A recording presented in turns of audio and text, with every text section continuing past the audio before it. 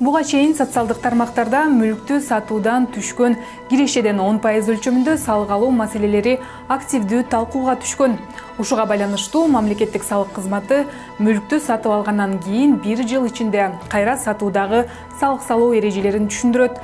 Салык мыйзамына ылайык, эгерде мүлк 1 жылдан аз убакытка менчигинде болуп, аны кайра саткан учурда андан алынган кирешеден киреше салыгын төлөө керек.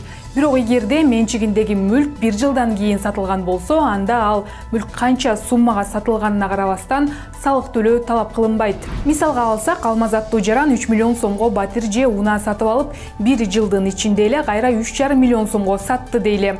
Бул учурда алынган киреше 500 000 сомду түздү жана бул суммадан 50 000 сом өлчөмүндөгү киреше салыгы төлөнүшү керек.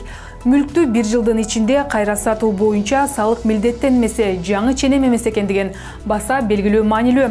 Ал салык кодексинин мурунку редакцияларында да болгон, бирок 2022 жылга чейин ээлик кылуу мөөнөтү 2 жылды түзүп келген. Ал эми азыр бул мөөнөт 1 жылга кыскарган. Ошондой эле 22 жылдан баштап жаңы ченем күчүнө кирген. Анда киреше салыгы курулушка, жасалгылоого жана оңдоого кеткен чыгымдарды алып салгандан кийин эсептелет. Мүлктү кайра сатуудан киреше алган жарандар календардык жылдын жыйынтыгы боюнча салык декларациясын тапшырышы керек. 2022 жылдын ноябрь айынан тартып кадастр жана унаа мамлекеттик органдарынын маалымат базалары салык кызматынын маалымат базасына интеграцияланган.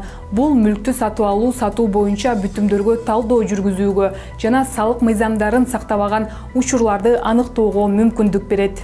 Мүлктү сатып алуу, сатуу боюнча бүтүмдөрдүн натыйжасында алынган киреше жөнүндө маалымат алынгандан кийин жарандарга салыктарды төлөө зарылдыгы жөнүндө тиешелүү билдирүү жиберилет.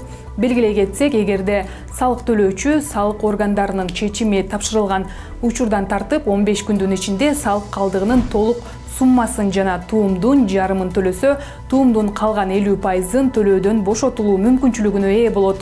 Салык кызматы мүлктү өз баасынан жогору кайра саткан жана салык милдеттенмеси пайда болгон бардык жарандарды айып пулдарды жана туумдарды төлөбөө үчүн салык мыйзамдарынын ченемдерин сактоого чакырат.